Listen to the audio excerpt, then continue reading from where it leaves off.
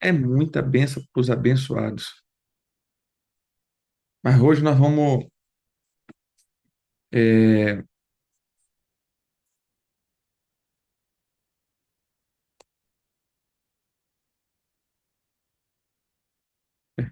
Hoje nós vamos trazer, né, essa aula. Começar hoje, não, né? Nós vamos começar essa série da Netflix acerca dos altares da sexualidade. Veja, irmãos, o apóstolo, até esse livro ele começa, capítulo 1, ele vai falar acerca de Romanos, acho que é Romanos 1, né? Deixa eu ver aqui. Pá. O problema ah, é Romanos 1. Romanos 1, Romanos 1, Romanos 1, Romanos 1. É, vai ser em torno de Romanos 1. Então, tudo isso aqui vai estar em volta, né, dessa, dessa manifestação de Romanos, onde ele vai falando acerca da degradação do ser humano, como o ser humano foi se perdendo ao longo do tempo. E eu considero muito importante, eu considero algo extremamente necessário para nós, como estudantes da libertação. Eu tenho falado para onde eu tenho passado acerca disso. Nós estamos entendendo que libertação é o ato de expulsar demônios, e não é, queridos. Libertação não é só o ato de expulsar demônios. Libertação, para mim, é o ato de arrancar a semente e a genética de Satanás de dentro de nós, a velha natureza, sermos livres das obras do diabo, que possa estar sendo induzido por por uma iniquidade dentro de nós, por um demônio, por um pensamento, ou seja, toda forma de se assemelhar à serpente, precisamos ser libertos.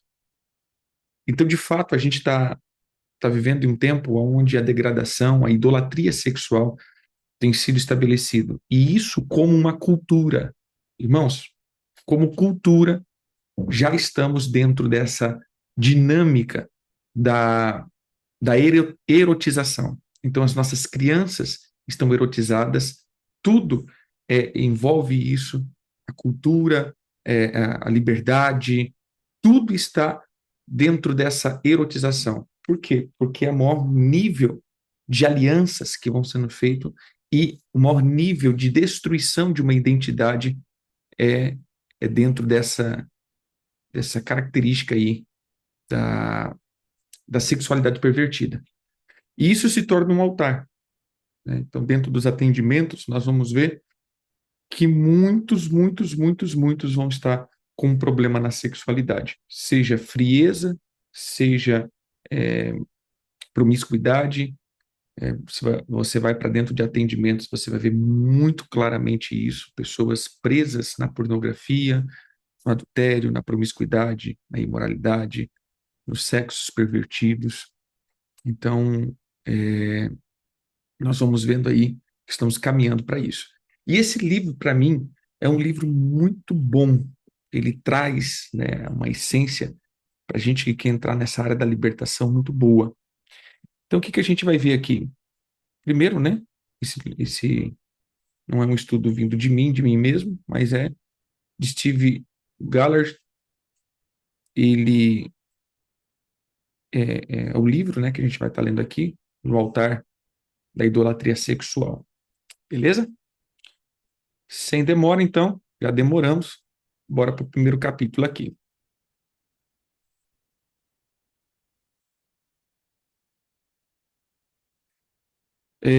Uma pergunta que me fizeram aqui acerca de espíritos, depende muito.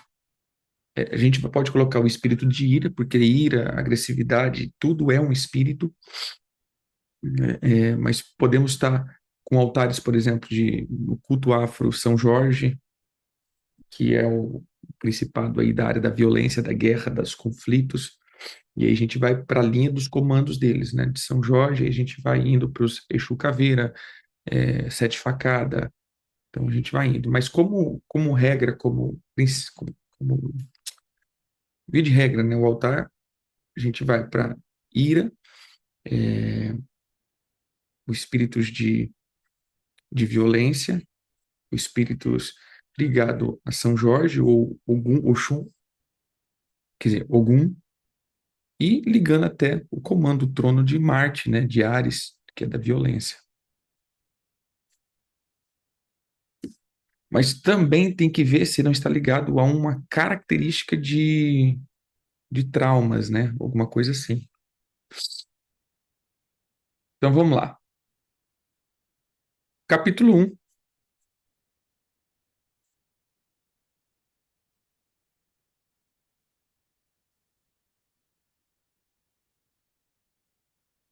Tá.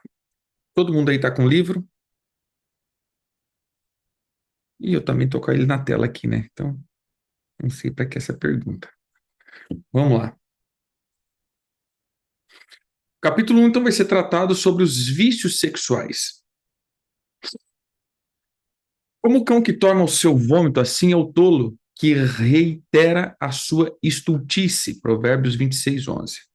Quanto ao ímpio, as suas iniquidades o prenderão, e com corda do seu pecado será detido. Provérbios 5:22.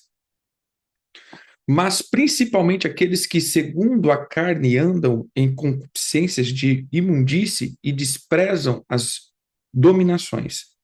Atrevidos, obstinados, não receiam blasfemar das autoridades, enquanto os anjos, sendo maiores em força e poder, não pronunciam contra eles juízo blasfemo diante do Senhor. Mas este, como animais irracionais que seguem a natureza, feitos para serem presos e mortos, blasfemando do que não entendem, perecerão na sua corrupção, recebendo o galardão da injustiça, pois que tais homens têm prazer nos deleites cotidianos, nódoas são eles e máculas, deleitando-se em seus enganos, quando se banqueteiam convosco, tendo os olhos cheios de adultério e não cessando de pecar, engordando as almas inconstantes, tendo o coração exercitado na avareza, filhos de maldição, os quais, deixando o caminho direito, erraram seguindo o caminho de Balaão, filho de Peor, que armou. Peraí. Que amou o prêmio da injustiça, mas teve a repreensão da sua transgressão, o mudo jumento falando com voz humana. Impediu a loucura do profeta. Estes são fontes sem águas, nuvens levadas pela força do vento, para as quais a escuridão das trevas eternamente se reserva. Porque falando coisas muito arrogantes de vaidades, engodam com as concupiscências da carne e com dissoluções aqueles que se estavam afastados dos que andam em erro, prometendo-lhes liberdade, segundo eles mesmos, servos da corrupção, porque de quem alguém é vencido, do tal se faz também servos. Isso está em 2 Pedro 2, do 10 ao 19. Porque os lábios da mulher estranha destilam favos de mel, e o seu paladar é mais macio do que o azeite, para que não dês ao outro a tua honra, nem os teus anos a cruéis. E ele segue a logo como boi que vai ao matadouro, e como o louco ao castigo das prisões, até que a flecha lhe atravesse o fígado, como a ave que se apressa para o laço e não sabe que ele está ali contra a sua vida. Provérbios 5:3, Provérbios 5:9, Provérbios 7:22 e 23. Então vamos lá. Como tudo começa? Ele vai contar aqui agora a história, né? Isso daqui agora eu falando, ele vai contar a história de Jimmy. Então ele vai pegando várias pessoas, né? Óbvio, eu creio que deve trocar o nome, é um nome fictício, Então ele vai contando histórias e depois ele vai para texto bíblico. Então, como tudo começa. Isso daqui é importante, irmãos, que ele vai dizendo como uma imoralidade sexual se instala na vida de alguém. Entendeu? Como todas as coisas são arquitetadas na vida de alguém. Então ele diz assim: Jimmy foi apresentada a pornografia quando tinha 7 anos. Um dia, seu irmão mais velho levou para a casa de seu amigo, cujo pai vendia fitas pornográficas. Enquanto Jimmy assistia, deslumbrando as fitas, os outros dois desapareceram, indo para um quarto, o que ele mais tarde compreendeu que foi um encontro homossexual. Jimmy nunca mais seria o mesmo. Essa exposição inicial conduziu toda uma vida de escravidão à pornografia, que o transformou em um viciado sexual maduro. O irmão de Jimmy, também um viciado sexual, alguns anos depois seria condenado por estuprar e assassinar 2 mulheres e uma menina.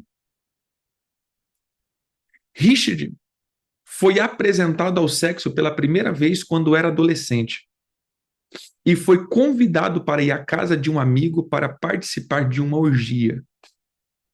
Durante anos, levou uma vida obcecada pelo sexo, logo depois de se com muitas casar com muita manipulação e subterfúgio ininterruptos. Ele conseguiu convencer sua esposa a incorporar o estilo de vida liberal em seu casamento.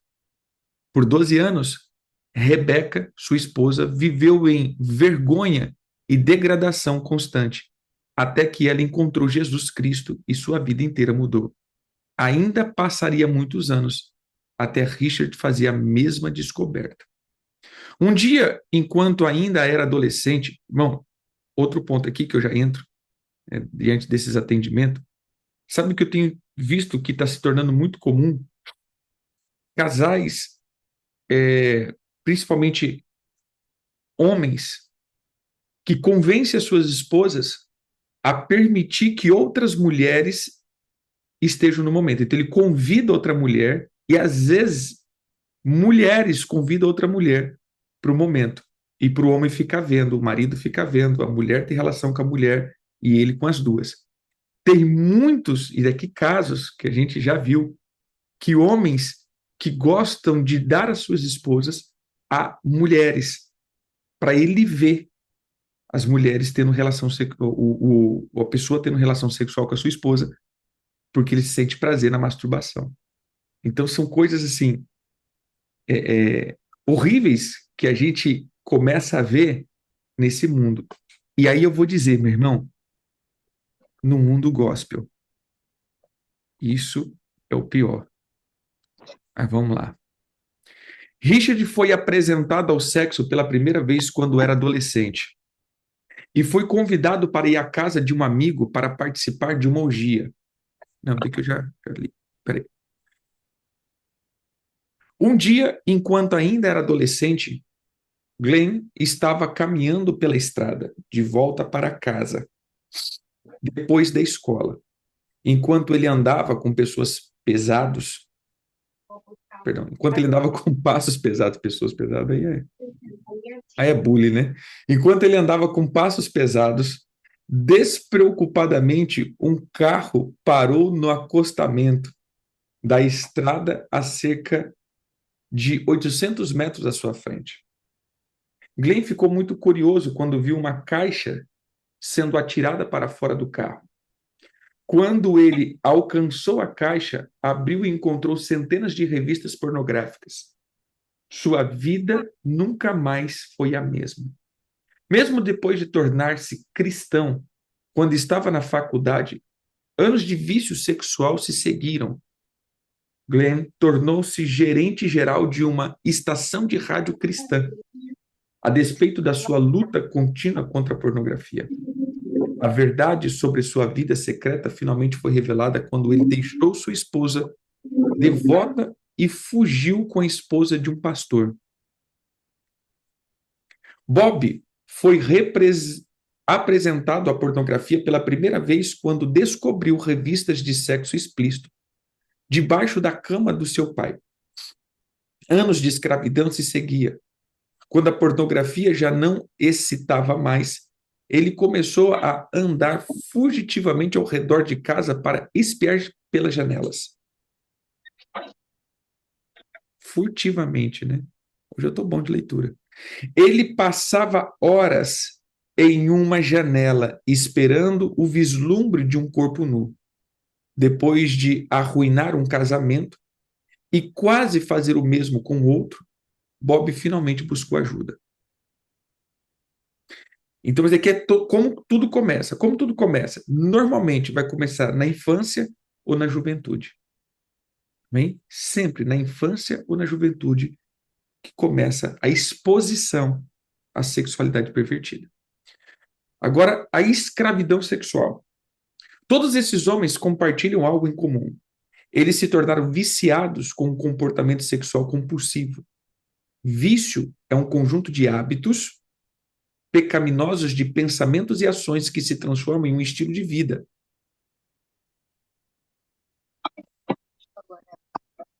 Sim, conheço. Assim, existem aqueles que desenvolvem um estilo de vida de satisfação sexual e torna-se viciado no clímax associado à atividade sexual. Da mesma maneira que outros se viciam na euforia do álcool ou das drogas. Quando o homem enfatiza demasiadamente a importância do sexo na vida deles, esses começam a ditar-lhe um estilo de vida e eles ficam obcecados por pensamentos sexuais. No fim, perdem o controle sobre que frequência, com que e sob iguais circunstâncias terão relações sexuais.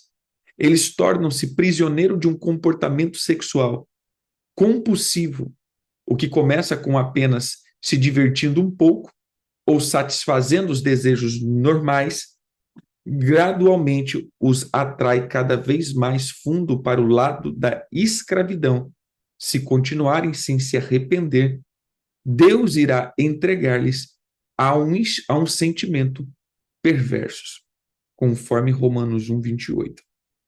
Então veja só, o que faz com que o sexo seja um vício? Porque todo relacionamento sexual termina no que nós chamamos de clímax, né? Na parte mais alta. E isso, esse prazer, esse êxtase, se torna como um vício em droga, por exemplo. Por que a pessoa acende um crack, cheira maconha, ou cheira maconha, cheira cocaína, fuma maconha? Por quê? Porque ele precisa chegar naquele clímax. Não é o ato do momento de fazer, mas o clímax que ele gera.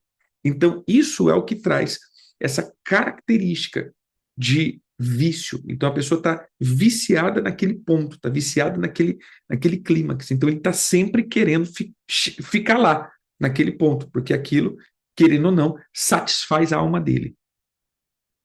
Da mesma forma que o traficante do bairro induz alguém com maconha de graça, com a intenção de conduzi-los ao uso de drogas pesadas, Satanás atrai sutilmente uma vítima desprevenida para suas garras com algumas experiências sexuais satisfatórias. Contudo, a Bíblia assegura que o gozo do pecado durará somente por um pouco tempo. Hebreus 11, 25. Em um capítulo mais adiante, veremos como Satanás lança a isca diante do nariz das suas vítimas. Vamos lá. Um outro ponto. Veja, começa na infância com uma exposição, depois a pessoa se torna escravo, porque ele quer viver o clímax.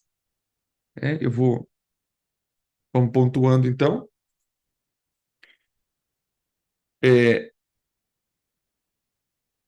Se vocês puderem até ajudar aí e colocando por ponto no chat, porque isso daqui a gente está falando na aula de libertação. É bacana a gente ir pontuando, porque depois a gente, ao lidar com esse tipo de situação, quando chegar atendimentos para isso, você sabe o passo a passo, e realmente é esse passo a passo. Depois você vai ver, querido, é um passo a passo.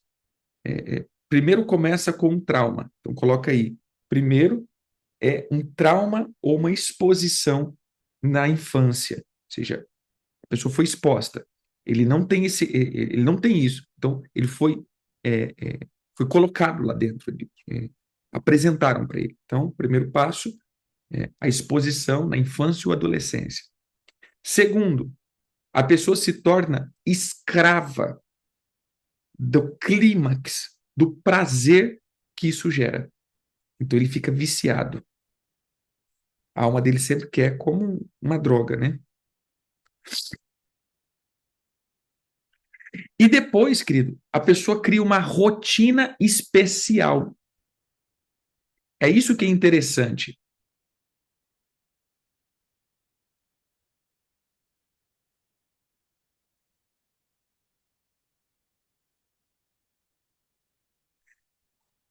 Esse caso do DNA ou do DNS, né? Não sei se foi colocado assim, mas dos nossos registros da nossa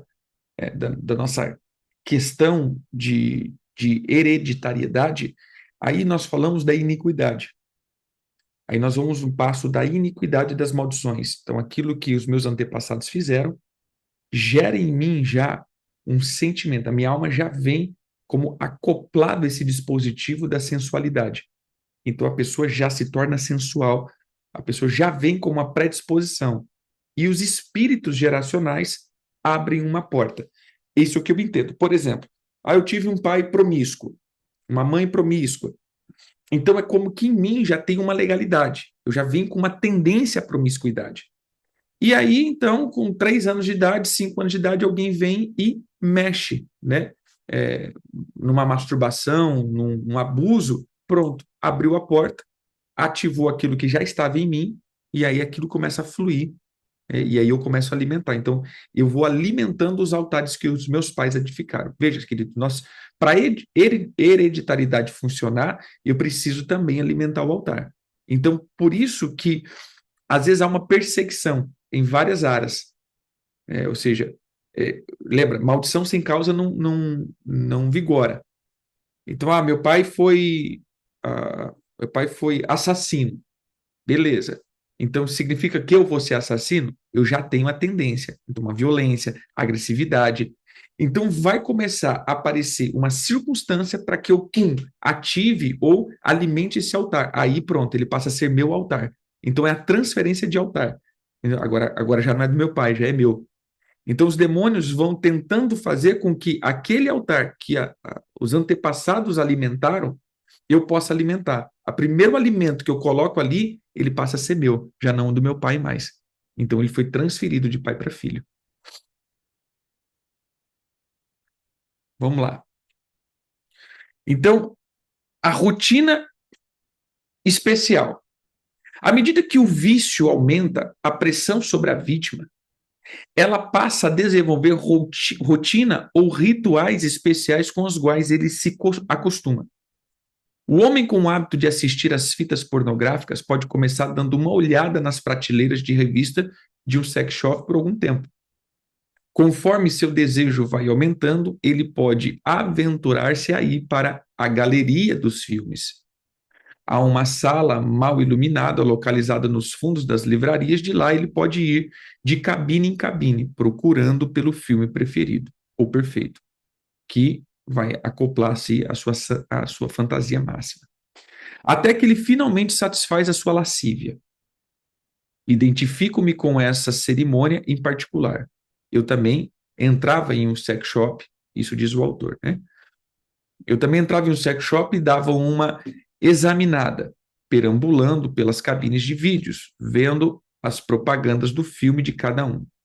Então ia metodicamente em cada cabine, pegando a fita que mais me atraía no final, diz o autor. Um padrasto que molesta uma criança terá uma rotina completamente diferente. Ele poderá ou não começar olhando pornografia. Por fim, ele entrará sorrateiramente no quarto da criança, onde praticará seu ato movido pela sua lascívia. Liu começou a molestar sua filha mais velha quando ela tinha 10 anos. Em cada ocasião, ele gastava vários momentos persuadindo-a e animando-a para convencê-la de que aquele era o seu modo de mostrar seu amor especial por ela e de que este seria o seu pequeno segredo. Ela aceitou relutante até que ele tentou molestar sua irmã menor. Tendo vivido com o horror do abuso sexual, ela não aguentaria ver sua irmã passar pelo que ela tinha sofrido. Desesperada, ela contou à sua professora, que alertou imediatamente as autoridades. Um exibicionista normalmente age rotineiramente dentro de um carro. Ele pode estar indo a uma loja quando a ideia de se expor para uma mulher entra em sua mente. Imediatamente fica tomado pelo pensamento até que finalmente age, dirigindo por sua fantasia na frente de algumas vítimas que não desconfia de coisa alguma. Sam era adolescente quando começou a sentir vontade de se expor. Toda manhã, quando um grupo de adolescentes passava por seu quintal a caminho da escola, ele se masturbava enquanto as pessoas viam passar pela janela. Embora ele nunca ousasse se mostrar, só de pensar nas garotas vendo se masturbar o excitava. Conforme ele crescia, esse desejo insuportável continuou a incomodá-lo. Ele repentinamente o descartava, contudo não desaparecia. Um dia, ele encostou seu carro e se masturbou enquanto uma mulher passava por perto. Ele conseguiu esconder muito bem, mas o pensamento dela, vendo masturbar-se, era excitante. Sam repetiu essa mesma rotina algumas vezes durante vários meses, até que finalmente sua lascívia dominou e ele cedeu à tentação. Ele deixou que uma mulher o visse enquanto ele chegava ao orgasmo. Embora isso tenha assustado terrivelmente, ele se viu repetindo o ato inúmeras vezes. A masturbação apenas não era mais suficiente para satisfazê-lo. A rotina do homem que faz ligação telefônica indecente se assemelha muito à do exibicionista. A diferença é que o ritual é feito pelo telefone. Quando ele disca vários números de telefone, vai ficando excitado só de pensar em conseguir falar com alguma mulher ingênua o suficiente para escutar o que ele diz. É quando sua lascívia se satisfaz. Veja o exemplo de Stan. Seu problema começou com o 0800. Ele começava excitando-se com pornografia e então ligava para um número especial em que uma garota falaria obscenidades com ele. Mas isso era muito fácil. Em vez de atingir o orgasmo com ela, ele começava a discar rapidamente os números de listas telefônicas locais, até encontrar uma mulher que escutasse suas sugestões lascivas e a descrição gráfica de seu orgasmo subsequente. O voyeur, a pessoa que busca a satisfação sexual por meio da erotização da visão, vagueará horas pelas ruas na esperança de encontrar uma janela que possa oferecer alguma excitação. Após esperar ansiosamente, talvez horas em cada ocasião, finalmente o vislumbre de um corpo nu entrará em seu campo visual. Essa visão atinge o clímax da sua lascívia. Bob estaria sentado em sua casa à noite, assistindo a televisão, quando o pensamento de todas aquelas janelas potenciais começariam a seduzi-los. Depois de todos terem ido para a cama, ele escaparia furtivamente da casa e a rua abaixo procuraria por uma janela com cortinas abertas. Depois de encontrar uma, ele ficaria ali por um longo período de tempo, até que conseguisse ter um vislumbre de qualquer coisa excitante. A mulher viciada em sexo poderá atingir rotineiramente em bares, indo de homem para outro, a noite após a noite. Ela pode tentar ver com ver com quantos homens ela consegue fletar ou provocar em uma noite até escolher um para dormir. Então terminará a noite. Beth, uma mulher razoavelmente atraente, era uma cantora de boate que amava seduzir os homens. Ela gostava da atenção que recebia do público enquanto cantava. Durante sua apresentação, ela,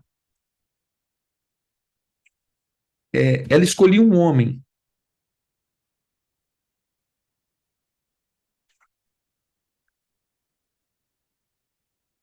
Sim. Na verdade, poucas vezes a gente faz isso, né? Ela recebia do público enquanto cantava. Durante sua apresentação do público enquanto cantava, durante sua apresentação, ela escolhia um homem para atraí-lo. Acabar na cama com aquele homem faria com que ela se sentisse incrivelmente desejável e sensual como mulher. Se um homem no bar não prestasse atenção suficiente nela, talvez porque ele fosse casado, ela encararia aquilo como um desafio para seduzi-lo. Todas as conquistas lhe davam uma tremenda satisfação. Por fim, Beth se casou, mas logo perdeu a atenção dos homens e começou a ter casos secretos. Não importava quantos homens conseguisse seduzir, ela não atingia o ponto de estar realmente contente com ela mesma como pessoa. No entanto, tudo aquilo começou a mudar quando ela aceitou Jesus Cristo como seu Salvador. Um sujeito pode atingir rotineiramente, cruzando a zona de meretrício, um abrigo para prostitutas, cativado pela cena inteira. Ele lentamente passa diante de cada mulher, examinando-a cuidadosamente. Ele começa a fantasiar e a lascívia aumenta em seu coração. Finalmente, por qualquer motivo, uma delas percebe seu interesse e ele procura seu serviço para a noite. Jode passava horas passando com seu carro por ruas lotadas de prostituta, enquanto era metade de sua excitação. De vez em quando, ele passava o carro e conversava com uma delas por algum tempo, mas normalmente ele não estava pronto para terminar ainda sua rotina, então continuava dirigindo e prosseguindo com a sua busca. Por fim, depois o seu desejo de fazer sexo estava aproximando-se do clima. Ele escolhia uma das mulheres para levar ao seu quarto de hotel. Era onde sua rotina atingia o ponto culminante. O homossexual compulsivo age rotineiramente de uma das duas maneiras. Normalmente, ele vai a um bar local de gays ou dos afins, né? Onde flerta com algum homem até encontrar o parceiro ideal.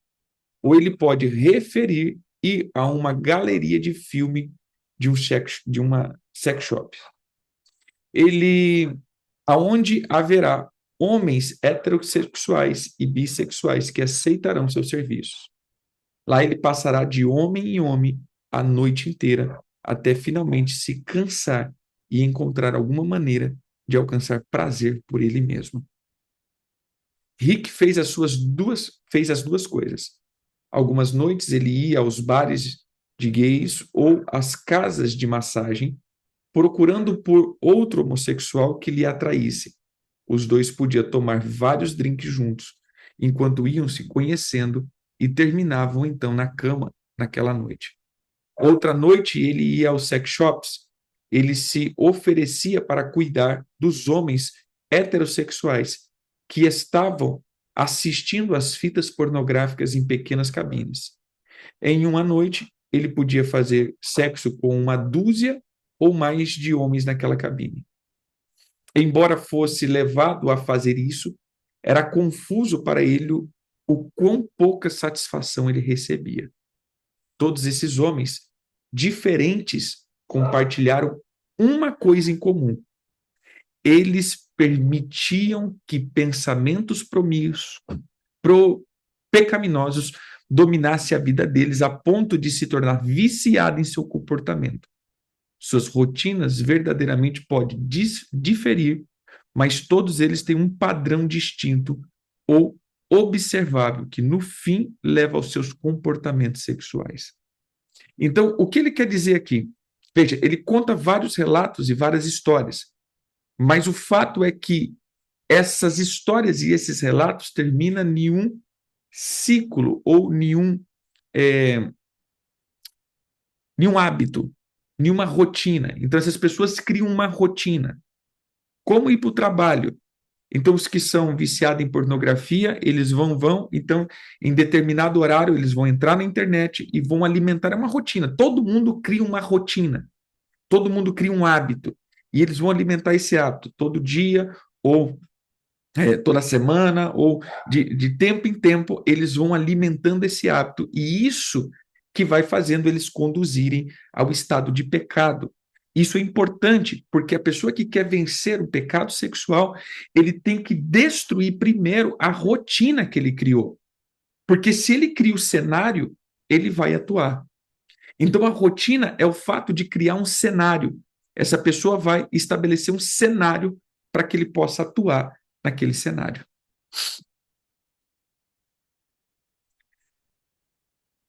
Então, esse é o ponto 3. Criar uma rotina. Ponto 4. O ciclo maligno do pecado.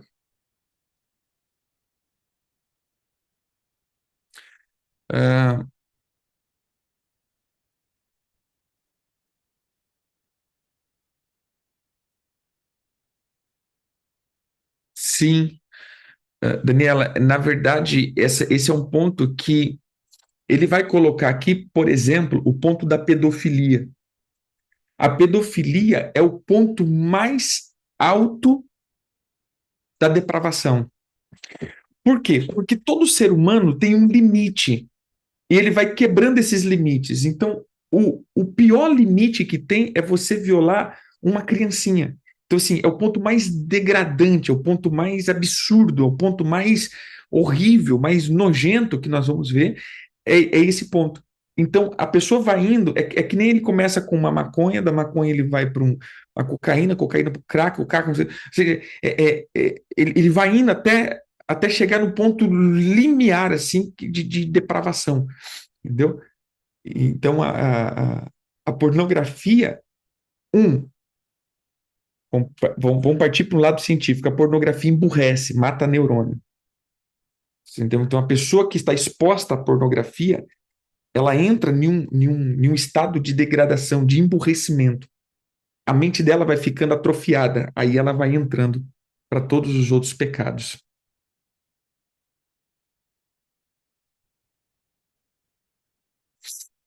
É terrível. Ciclo maligno do pecado. Depois do homem tornar-se um viciado sexual, entra em um ciclo vicioso de autodestruição e degradação. Parece que quanto mais compulsivo ou permitido for o seu comportamento, pervertido for o seu comportamento sexual, mais severamente a sociedade vai rotulá-lo e julgá-lo por causa disso. Consequentemente, sua vida inteira é consumida pela culpa e pela vergonha. Isso se aplica especialmente àquelas pessoas que vêm de uma formação cristã ou, ou são ativas em suas igrejas locais. Com o passar do tempo, muitas coisas começam a acontecer na vida do viciado sexual. Seu senso de confiança e autoestima diminui gradativamente e aumenta o vazio dentro dele. Cada resultado ele começa uma busca intensa e desesperada para preencher. Ele começa uma busca preencher vazio em sua vida. Uma vez que o sexo foi o elixir a qual ele recorreu em outras ocasiões de desespero, Da mesma maneira que o bêbado recorre à garrafa de bebida e o viciado sexual procurará o objeto do seu desejo. Infelizmente, depois de fugir para o sexo a fim de encontrar conforto ou simplesmente um escape, ele só consegue cobrir-se com muita vergonha e desespero. A cova fica mais funda e a escuridão mais densa. Ele começa a construir uma barreira em torno de si. À medida de que aumenta a necessidade de se proteger, aliena-se ainda mais aquele que ama. Assim, as pessoas começam a se sentir incapazes de se aproximar dele. Não conseguem entender o que está acontecendo com ele, ou porque não conseguem comunicar-se com ele. Essa é uma das diferenças entre os alcoólatras e os viciados sexuais. É raro o vício do álcool ser um segredo.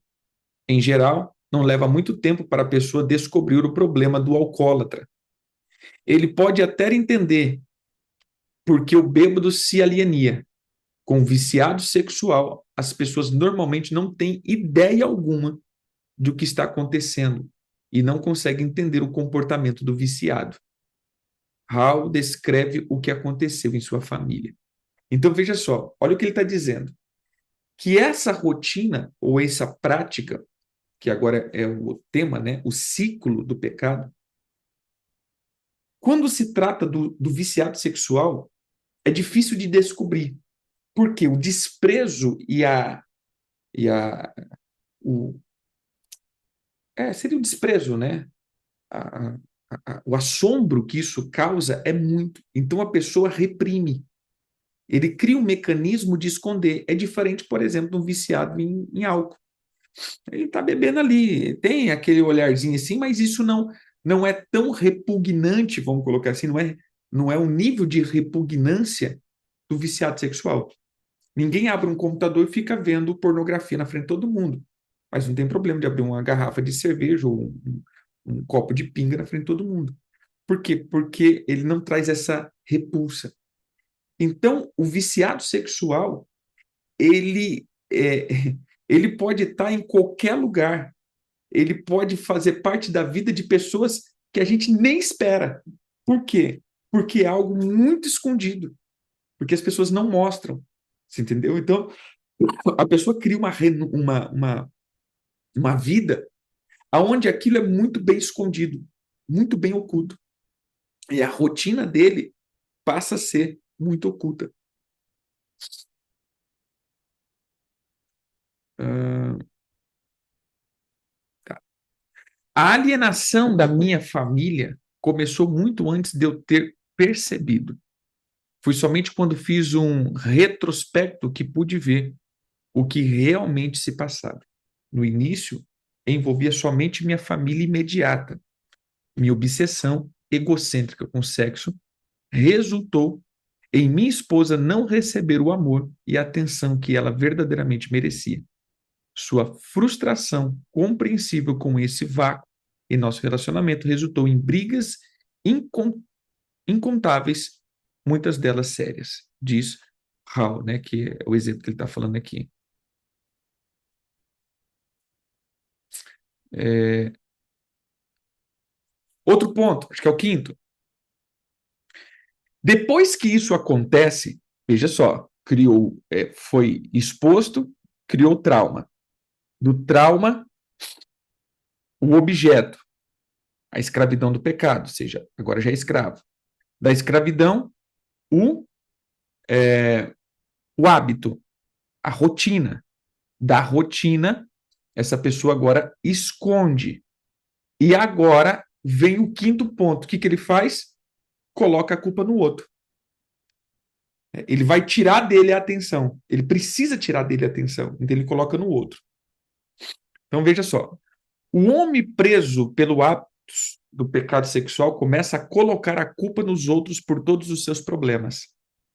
Aceitar a responsabilidade por sua vida e próprias falhas significaria lutar corpo a corpo com seu vício, contrário a aceitar a responsabilidade por seus atos. Ele precisa encontrar outros para colocar a culpa. Ele está em um estado constante de negação, mesmo que entenda o seu vício. Quanto mais nega a pecaminosidade de sua vida ou de seus hábitos.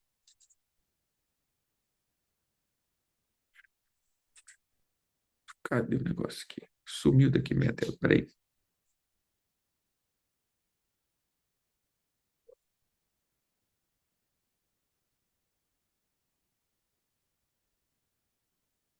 Dos seus atos, mas responsabilizando aqueles à sua volta. É culpa do meu pai, ou é culpa da minha esposa que não me dá atenção. Parece que o problema sempre está em outra parte. Isso aqui começou desde o começo, né? É culpa da serpente, é culpa da mulher, é culpa do.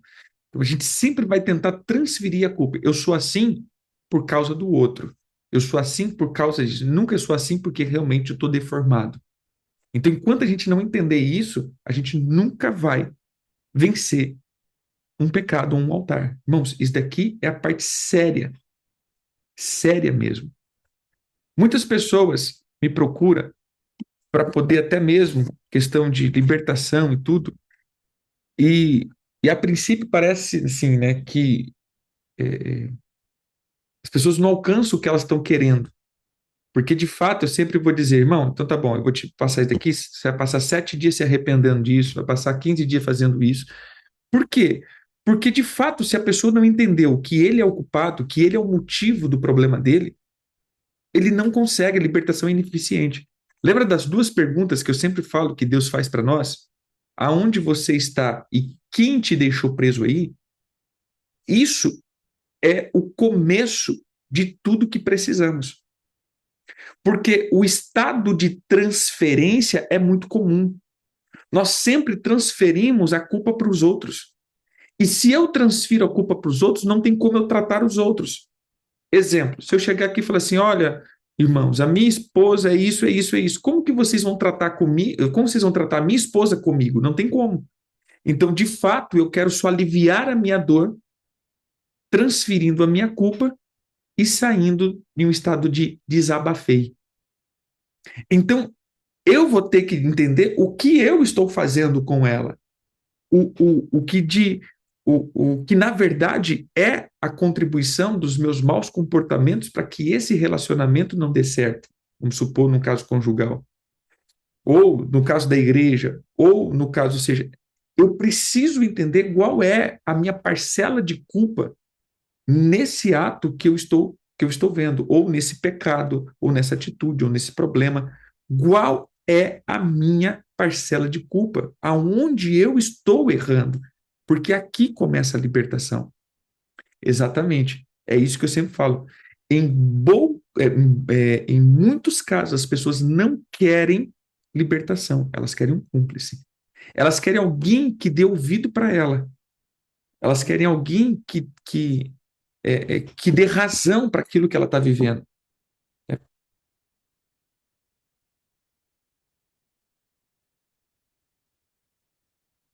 Então, veja só, vamos lá. Esse processo de colocar a responsabilidade nos outros pode acontecer na mente do viciado enquanto ele procura justificar os seus atos, ou simplesmente transferir a culpa para aqueles ao seu redor. À medida que eles tentam aproximar-se dele com algum assunto relacionado, ele não somente deixa de admitir o erro de seu comportamento sexual, como pode até mesmo chegar a negar qualquer outro pecado em sua vida. O escritor de Hebreus sabia dos efeitos do pecado quando disse: Vede, irmãos, que nunca haja em qualquer de vós um coração mau e infiel, para se apartar do Deus vivo. Antes, exortai-vos uns aos outros todos os dias, durante o tempo que se chama hoje, para que nenhum de vós se endureça pelo engano do pecado. Está lá em Hebreus 3, 12 e 13. Agora, quando eu já consigo, o sexto passo é manipular os outros. Então, assim, olha, para a pessoa ser viciada em um pecado, ela precisa manipular o outro para que ele possa conviver com esse pecado. Então, o que que é isso? Eu vou jogar a culpa, exemplo, eu jogo a culpa na minha esposa e eu tenho que fazer com que ela aceite essa culpa. É pior ainda, que agora entra no estado da manipulação. Além de colocar a culpa nos outros,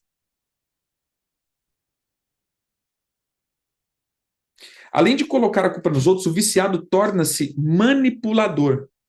Uma vez que é sempre culpado, é culpa de outra pessoa, ele justifica os seus atos e sua manipulação. Seu artifício egoísta, perdão, pode incluir atacar sua esposa depois das escapadas, toda vez que ela questiona seu comportamento. Então o cara vai lá, comete adultério, e a esposa chega, onde você estava? Por que você chegou agora? O que ele vai falar? Nossa, você está sempre atrás de mim com alguma coisa. Ou você não confia em mim? Essas são sempre as desculpas favoritas de alguém que está em pecado compulsivo. Frequentemente, a pobre esposa pensa que está perdendo seu juízo. Seus subterfúgios são tão convincentes que até ele acredita neles. Se o viciado não conseguir convencer-se de que seus problemas são culpa de outras pessoas, terá de lidar com a própria culpa. Então, aqui, irmãos, é importante que ele diz o seguinte: se o viciado não acreditar que realmente ele não é o culpado, ele vai ter que lidar com o seu problema. Então, de fato, o viciado sexual, ele precisa acreditar que ele não tem culpa. Por isso que eu digo o seguinte: quando você vai trabalhar com um problema, um pecado sexual, por exemplo, que eu digo o adultério,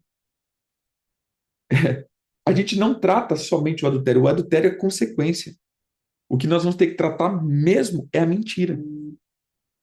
A mentira é o maior ápice ou a maior questão do adultério. A pessoa precisa mentir para si mesma e precisa mentir para o outro. Ele precisa chegar em casa com a cara tão lavada que nada aconteceu e lidar com a outra pessoa diante disso. Então, a mentira dentro do pecado sexual é a maior cadeia. A pessoa vai ter que sair da mentira, porque ela, lembra que eu disse, o pecado sexual ele é horrível para todo mundo e nojento até para o mundo. Então ele precisa criar um hábito e uma mentira e uma máscara tão bem feita para que ele possa conviver em todos os lugares. Sim, nós estamos lendo o livro No Altar dos Pecados Sexuais.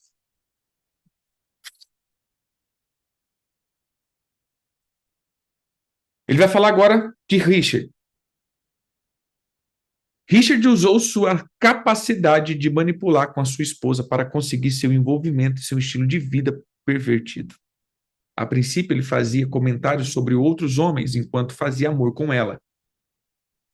Então, ele aumentou seu esforço. Ele era doce e adulador enquanto tentava persuadi-la a se envolver ou a atacava por sua resistência em favor da decência. Ele tentou uma tática após outra na intenção de fazê-la ceder. Assim que ela percebeu que enquanto resistisse, nunca teria um lar feliz, ela deixou de se importar. Não demorou muito para ela ceder e se envolver com seu estilo de vida liberal. Se ela tentasse protestar, ele usaria de um sarcasmo cruel para depreciá-la e degradá-la. Somente depois de conhecer o Senhor, ela teve a determinação de restabelecer seu compromisso com a decência. Salomão poderia estar descrevendo Richard quando disse: o homem de Belial, o homem vicioso, anda em perversidade de boca, acena com os olhos, fala com os pés, faz sinal com os dedos. Perversidade há no seu coração, todo tempo maquina mal. Anda semeando contendas. Provérbios 6, 12 ao 14. Depois, ele passa a ser crítico e agressivo. O viciado sexual também se tornará muito crítico e acusador daqueles ao seu redor. Uma vez que se coloca em um pedestal pelo processo de negação, ele se vê incapaz de fazer algo errado. Novamente, admitir que ele é vulnerável ao erro ou às imperfeições exigirá que ele lute corpo a corpo com a lealdade de seus atos. Tudo isso é parte do engano do pecado. Dentro de si, o homem que desenvolveu um estilo de vida de satisfação sexual sabe que o que ele está fazendo é errado. Por isso, ataca os outros com crítica. Seus insultos não só mantêm os outros abaixo dele, fazendo desse modo sentir-se melhor consigo mesmo, como também convencer os outros, pelo menos em seu pensamento deformado, de que são mais culpados do que ele, por qualquer problema que possa existir. Como subdelegado de polícia de Los Angeles, designado para uma divisão de cárceres de segurança máxima, geralmente me tornava um dispensador de justiça vigilante.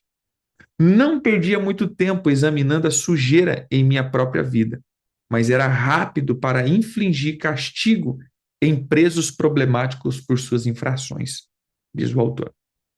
O viciado sexual também ataca aqueles a quem ele ama para se proteger de perguntas especulativas.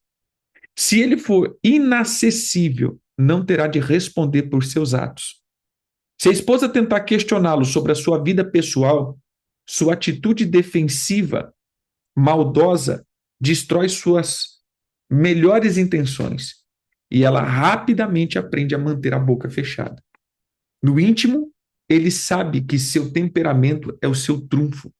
Se ela começar a perscrutar o seu comportamento, certamente Salomão viu tudo isso quando disse: o que repreende o escarnecedor afronta, toma para si, e o que censura o ímpio recebe a sua mancha. Não repreendas o escarnecedor, para que te não aborreça. Repreenda o sábio e amar-te-á. Provérbios 9, 7 e 8. O homem controlado pelo pecado normalmente é excessivamente sensível à crítica.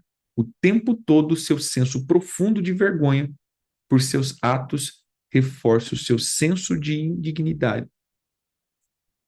No entanto, em vez de ir para a cruz de Jesus Cristo, com aquela grande necessidade,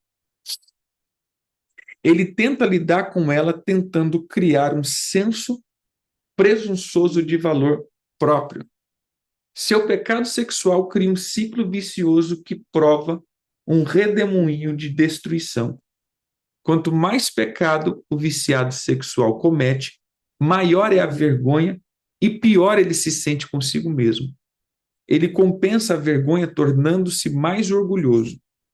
Dominado pelo orgulho, ele se transforma em um indivíduo extremamente irritável, como discutiremos no capítulo 7. Muita dessa arrogância e desse egocentrismo se dissipa quando o homem começa a se humilhar. Sam, um exibicionista, era assim. Ele sentia uma vergonha profunda devido ao seu comportamento, embora ele fosse convencido e arrogante com aquele ao seu redor. Dentro de si, ele se sentia uma pessoa estranha. Ele sabia que estava traindo sua esposa, mas em vez de se humilhar para ela, tornou-se insensível. Sam era tão sensível que ela não podia. Sam era tão sensível que ela não podia fazer menção de qualquer um dos seus defeitos ou culpa. Contudo, a verdade de seu pecado veio à luz quando ele se expôs à melhor amiga. Depois, ele passa a estar debaixo da carne controladora. Então você vê que é um processo. Estamos aqui, praticamente quase no final desse capítulo. Então, ele está trazendo aí o passo a passo. O pecado afeta as pessoas de várias maneiras. Em geral, o pecado tende a ressaltar a natureza caída dos homens. Se a pessoa for naturalmente introvertida, o pecado vai levá-la a um isolamento mais profundo. Mark era um sargento da Força Aérea designado para uma equipe de elite de paramédicos. Enquanto servia na Coreia durante muitos anos, ele ficou cada vez mais isolado de todo ao seu redor. Ele nunca conseguia convidar uma garota para sair. Quanto mais se envolvia em seu pecado sexual, mais a vergonha destruía a confiança dele como homem.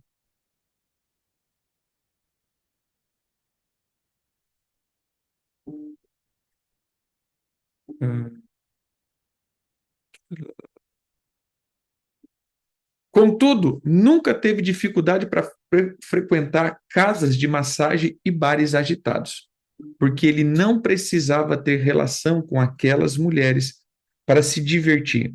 Ela só precisava de dinheiro. Ele só precisava de dinheiro. No fim, um ódio profundo pela mulher foi consumindo somente depois de ir para o Puro Life Ministry, que é o ministério dele, tempo depois de ter aprendido a se humilhar, é que conseguiu ser libertado desse ódio. Muitos homens tratam a frustração de sua miséria tornando-se pessoas supercontroladoras. Elas procuram controlar todos os detalhes da vida à sua volta. A menor contrariedade de sua vontade causa grande agitação e frustração.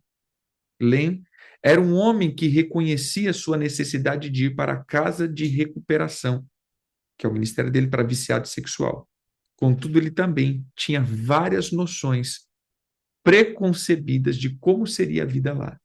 Em vez de ir para o programa, humilhando-se para o seu pecado e desesperado por ajuda, ele foi com uma atitude esperando que tudo fosse de seu jeito. De fato, chegou até a enviar uma lista de exigência para o diretor do programa. Depois de instalado na casa de recuperação, Lin foi ficando cada vez mais frustrado, porque ele não conseguia manipular o seu ambiente e as pessoas com ele estava acostumado a fazer. Sua atitude tornou-se insuportável para os colegas, embora ele quisesse ajuda e tentasse suportar o programa. Simplesmente não queria entregar as rédeas de sua vida ao Senhor. O diretor do programa, por fim, explicou-lhe que sua atitude estava tornando impossível ao pessoal do programa ajudá-lo. Embora o diretor do programa tivesse sido delicado e humilde em sua abordagem, foi demais para além. Ele saiu esbravejando do escritório com ira. Para muito uma situação como essa o teria levado a uma crise de nervos e de volta ao pecado. Lin, porém, foi para um quarto de motel e ficou pensando sobre tudo. Na manhã seguinte, ele ligou para o diretor e humilhou-se. Ele recebeu permissão para voltar ao programa de recuperação, onde finalmente teve uma mudança de vida com o Senhor. Charlie era um tipo de pessoa completamente diferente. Sua natureza sociável e amigável fez dele uma das pessoas mais adoráveis que se podia encontrar. Então, veja, o primeiro caso ele diz da pessoa que é introspecta, ou seja, para dentro. Esse agora é para fora.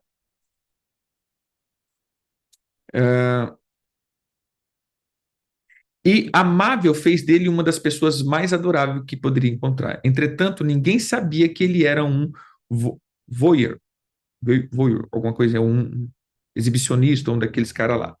Como resultado, carregava um senso profundo de culpa e humilhação por causa do seu pecado secreto.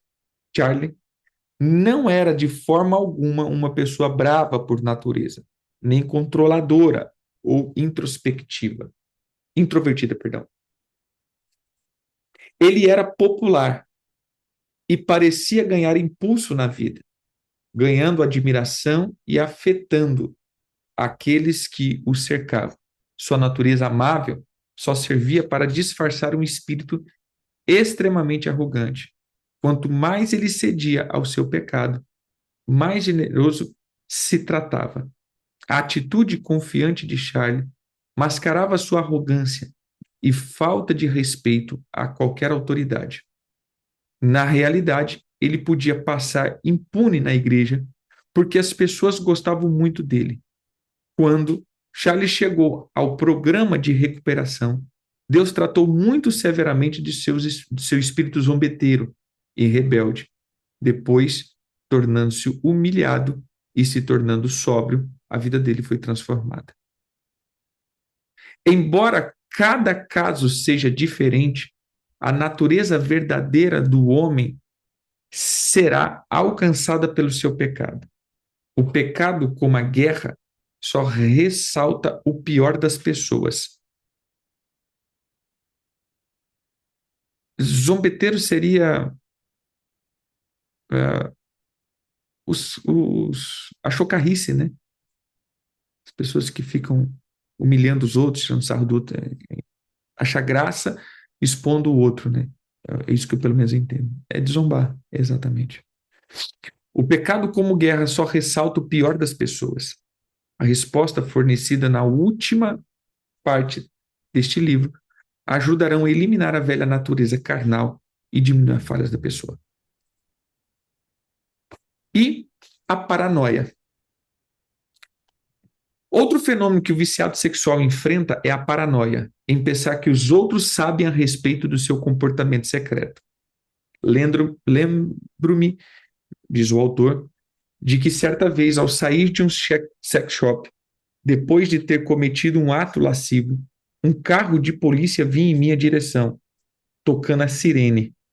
Em meu pensamento confuso, pensei que estava atrás de mim.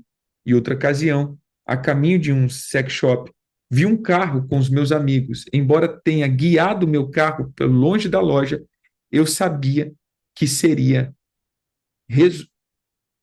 resultado da rotulado de pervertido daquele dia em diante. Na realidade, nem a polícia nem meus amigos tinham a menor ideia do que eu estava fazendo. Ted tinha realmente paranoia das pessoas saberem sobre a sua vida. Ele estava convencido de que todo no seu serviço sabia a respeito de seu comportamento anormal. Descrevia como riqueza de detalhes as coisas que tinham acontecido em seu serviço para convencê-los de que eles sabiam e também tinha certeza que a polícia estava em seu alcance.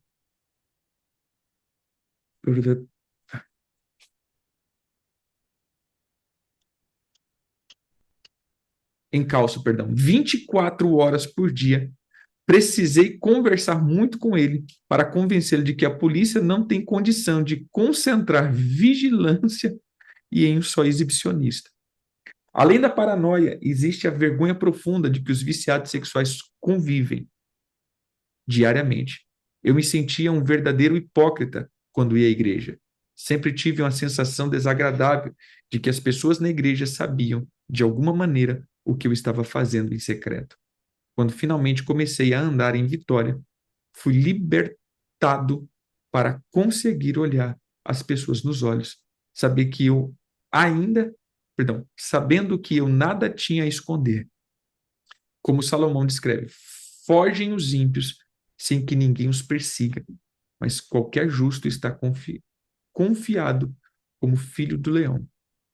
Então veja, queridos, é exatamente isso, essa paranoia, essa culpa do pecado faz com que as pessoas vão se escondendo. Eu vejo muito isso. Às vezes, quando você vê a pessoa tá indo, daqui a pouco a pessoa vai se esquivando, se esquivando, se esquivando, porque ela vai se sentindo tão culpada que a paranoia, todo mundo está sabendo, né? Então ela não quer mais se envolver com nada. Tô falando dentro da igreja, ela não quer mais ela está sempre ali, aí você vai vendo ela só ficando quietinha, mas não, deixa eu quietinho. Por quê? Porque ela já está nas suas paranoias, né? E a culpa está oprimindo ele. E por último, todos os grupos são atingidos. A escravidão bissexual transcende todos os grupos socioeconômicos, raciais e étnicos.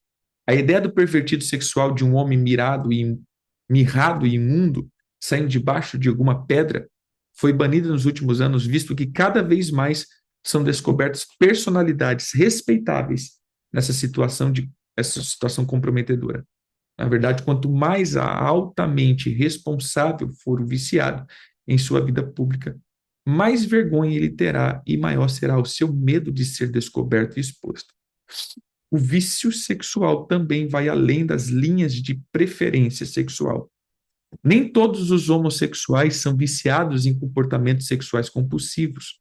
Alguém vive com um parceiro e não tem necessidade de se aventurar na vida de múltiplos parceiros.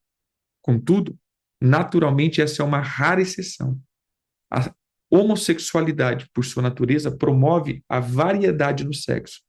O homossexual que se demonstra vontade de se arrepender de seu comportamento deve enfrentar outro problema. Ele se vê como um gay há muitos anos. E sua identidade, quando eu estava no meio de o meu pecado, simplesmente me via como um homem normal, embora enxergue, geralmente, exageradamente sexual. No entanto, um homem envolvido no estilo de vida gay frequentemente vê a si mesmo primeiro como um homossexual, depois como um homem. Ele deve não somente dominar o vício sexual, como também esperar que, de alguma maneira, sua preferência sexual mude. Seus maneirismo e, frequentemente, a própria identidade inteira precisarão ser mudadas. Isso realmente pode acontecer? Claro que sim.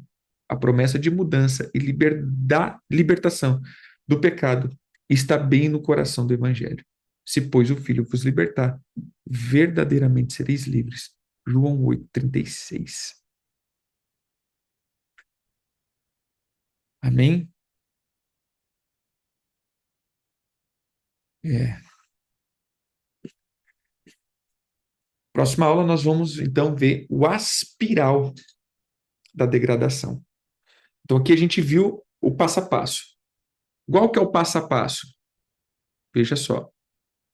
Primeiro, a exposição, depois a escravidão, depois a rotina, depois a pessoa cria, ele é preso no pecado, virou escravo, depois ele transfere a culpa, manipula o outro a aceitar essa culpa, aí ele passa a ser crítico e fechado para que ninguém entre nessa particularidade e ele tenha que confessar, ele é controlado agora por essa carne, e aí ele passa a ter as paranoias e as culpas. Então, esse é o passo a passo do vício sexual. Nós temos que, quando tratar com isso, ir quebrando essas etapas na vida dessas pessoas. Amém? Quem anotou aí, coloca lá no grupo. Em nome de Jesus. Amém, queridos? Deus abençoe. Deixa eu até orar com vocês. Pai, eu quero orar pelos teus filhos, pedindo que a luz do Senhor venha sobre cada um. Se porventura, Senhor, ainda estejamos, que ainda a nossa alma esteja em qualquer lugar desse, o Senhor traga luz, para que possamos identificar passos que ainda segura a alma nos abismos e cadeias.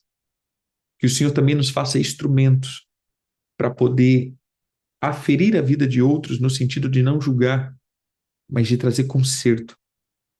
Nós declaramos que os teus filhos sejam habilidosos, mas também livres em nome de Jesus. Amém e amém.